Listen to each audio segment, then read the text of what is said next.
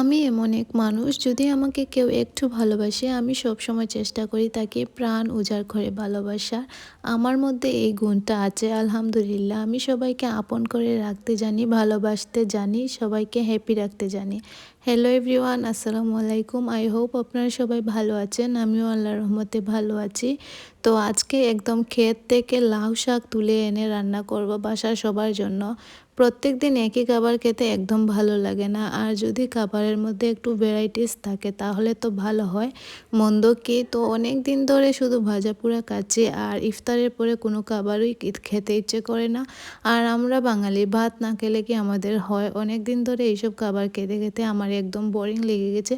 তো ভাবলাম যে আজকে ইফতারের পর আমি ভাত খাবো, আর ভাতের সাথে যদি মজাদার তরকারি হয় তাহলে তো আর কিছুই না। আর মজাদার তরকারি বলতে আমার কাছে শুধু শুটকিই হচ্ছে। লাউ পাতা দিয়ে আজকে শুটকি রান্না করব। আমার আম্মু অনেকগুলা শুটকি দিয়েছেন, মাছ এসেছিলো আমাদের নিজের বিলের মাছ, তো ওখান থেকে আমার আম্মু খুব সুন্দর করে শুটকি দিয়ে রেখেছেন যাতে আমরা কয়েকদিন পর খেতে পারি। আর রমজান মাস হচ্ছে পবিত্র একটা মাস। এই মাসে রহমতের মাস, আল্লাহ বরকত দান করেন সব কিছুতেই। যারা একদম অভাবী তাদের ঘরেও কিছু না কিছু জোগাড় হয়ে যায়। আল্লাহ তাআলা সবাইকে এই মাসে রিজিক বাড়িয়ে দেন আলহামদুলিল্লাহ। এই মাসে প্রত্যেক রমজানেই আমাদের বরকতের মাসে সব সময় সব কিছু চাওয়ার আগেই পেয়ে যাই। তো এটা সবারই হয়, যতটুকু সম্ভব আল্লাহ তাআলা ম্যানেজ করে দেন।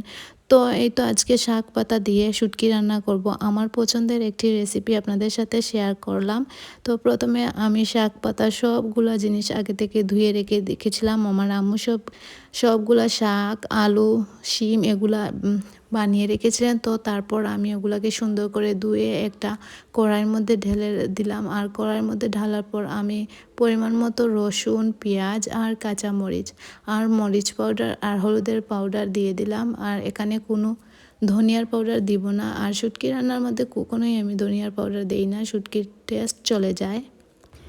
আমি গ্যাসের চুলায় রান্না করেছিলাম শুটকি, আর অন্যদিকে আমার আপু পোলাও রান্না করছে আজকে ইফতারের জন্য। তবুও ভাজা পোড়া না হলে তো হয় না, আমাদের পরিবারের সবাই ভাজা পোড়া না হলে যেন মরিয়া হয়ে ওঠেন। ওনাদের ভাজা পোড়া খেতেই হবে। তো যাই হোক, তারা খাবেন কিন্তু আমি খাবো না। আমার তো শুটকি হলে আর কিছুই লাগে না।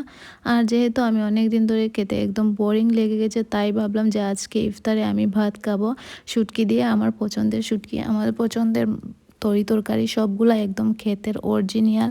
দেখতেই পাচ্ছেন খুব সুন্দর রান্না হচ্ছে, আমার পছন্দের রান্না। আর এছাড়াও আরও একটি রান্না হচ্ছে, সেটা হচ্ছে শিম। আর শিম তো বরাবরই আমার ভালো লাগে। শিম রান্না করব সেহরির জন্য। সেহরির জন্য আসলে একটু হালকা পাতলা খাবার, একদম শুকনো খাবার, সুন্দর করে রান্না না হলে খেতে ভালো লাগে না। ঘুম থেকে ওঠার পরে একটা টায়ার্ডনেস চলে আসে যখনই মানে সব ধরনের জিনিস দিয়ে সেহরির সময় খেতে ভালো লাগে না, একটু ভালো তরকারি হলে ভালো লাগে। তো শিমের বিচি খাবো সেহরিতে আজকে। সেহরির রান্না আর কিছু রান্না করিনি, শুধু শিমের বিচি। আর শিমের বিচির কালারটাই দেখতে পাচ্ছেন, কালারই বলে দিয়েছে যে রান্নাটা কতটা সুস্বাদু হয়েছে।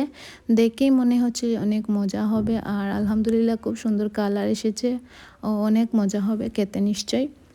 আজকের মতো আমি এখানেই বিদায় নিচ্ছি। যদি ভিডিওটি ভালো লেগে থাকে অবশ্যই লাইক, কমেন্ট, ফলো আর শেয়ার দিতে ভুলবেন না। আর আপনাদের সবার জন্য রইল অনেক অনেক শুভকামনা। আল্লাহ হাফিজ, ভালো থাকবেন সবাই।